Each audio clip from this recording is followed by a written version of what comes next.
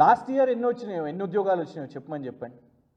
50,000 ఉద్యోగాలు మా హయాంలో మేము నోటిఫికేషన్ ఇచ్చి, మేము పరీక్షలు కండక్ట్ చేసి, మేము సర్టిఫికేట్ వెరిఫికేషన్ చేసిన తర్వాత నువ్వు రకరకాల అడ్డంకులు పెట్టి నీ పార్టీ వాళ్ళతో కేసులు వేయించి ఇవి చేసి అవి చేసి తిమ్మిని బమ్మి చేసి ఎగ్జామ్ కావద్దు, ఒకసారి ఎగ్జామ్ కావాలంటాడు, ఒకసారి ఎగ్జామ్ పోస్ట్పోన్ చేయాలంటాడు, ఇవన్నీ చేసి అడ్డంకులు చేసి ఇప్పుడు ఏం చేస్తున్నావు నువ్వు? ఎల్బీ స్టేడియంలో కేసీఆర్ గారు ప్రభుత్వం ఇచ్చిన ఉద్యోగాలను నువ్వు ఇలా ఫోటోలు దిగుతున్నావు. నువ్వు క్రెడిట్ కొట్టాలనుకుంటున్నావు ఓకే, కానీ నీ ప్రభుత్వంలో బిర్యానీ తినుకుంటూ రాహుల్ గాంధీ 2 లక్షల ఉద్యోగాలు ఇస్తా అని చెప్పిండు కదా అశోక్ నగర్ మిత్రులకు అందరికీ కూడా. ఆ 2 లక్షల ఉద్యోగాల్లో నువ్వేం ఇచ్చినావు చెప్పును? నంబర్ 1. నంబర్ 2, మొన్నొచ్చిన 40,000 కోట్ల పెట్టుబడుల్లో నీ గోధీ ఇండియా ఎన్ని ఇచ్చిండు, నీ తమ్ముని స్వచ్ఛ బయో ఎన్ని ఉద్యోగాలు ఇచ్చింది, నీ వాల్ష్ కర్రా ఎన్ని ఇచ్చిండు ఉద్యోగాలు చెప్పివి. కేవలం రూపాయలే కాదు, సంతోషం, కోట్ల రూపాయలే కాదు, నువ్వు ఎన్ని ఉద్యోగాలు జనరేట్ అయినాయి, ఇప్పటివరకు ఎన్ని వచ్చినాయి, ఎంతమంది తెలంగాణ యువతకు వచ్చింది, అసలు ఎవరికి వచ్చింది ఎక్స్ప్లెయిన్ చేయండి.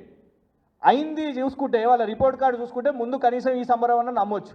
అయిందే ఏం లేదు లొట్టపీసు, మళ్ళా ముంగటేదో జరిగింది అన్నట్టు చెప్పబట్టే.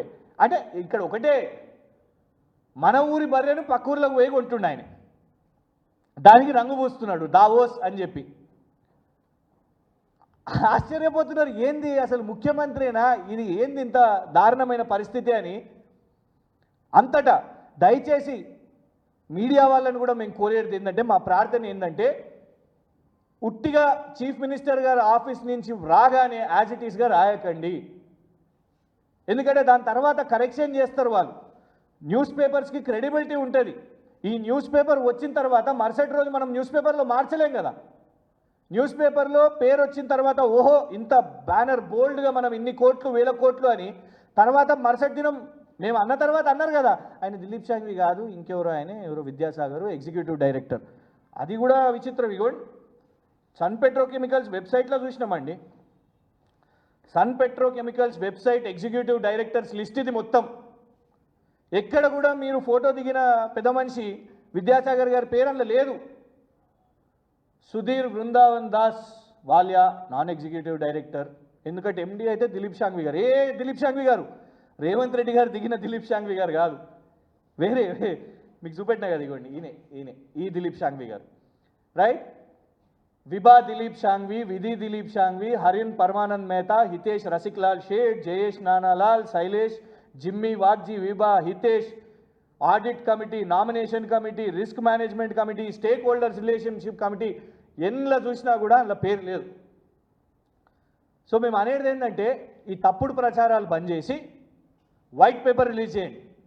లాస్ట్ ఇయర్ దావోస్లో 40,000 కోట్లలో రేవంత్ రెడ్డి గారు అదానీ ఎన్ని గ్రౌండ్ అయినాయి, గోధీ ఇండియా ఎన్ని గ్రౌండ్ అయినాయి, ఇతరితర కంపెనీలు ఆ 40,000 కోట్ల పెట్టుబడిలో ఎన్ని గ్రౌండ్ అయినాయి, ఆల్రెడీ ఎన్ని ఎస్టాబ్లిష్ అయినాయి, ఎంతమంది తెలంగాణ యువతకు ఉద్యోగాలు వచ్చినాయి అని మీరు అది చెప్తేనే ఇప్పుడు ఇది నమ్ముతారు. మళ్ళీ రిపీట్ చేస్తున్నా, ప్లీజ్ దయచేసి రీచెక్ చేయండి మీరందరూ కూడా.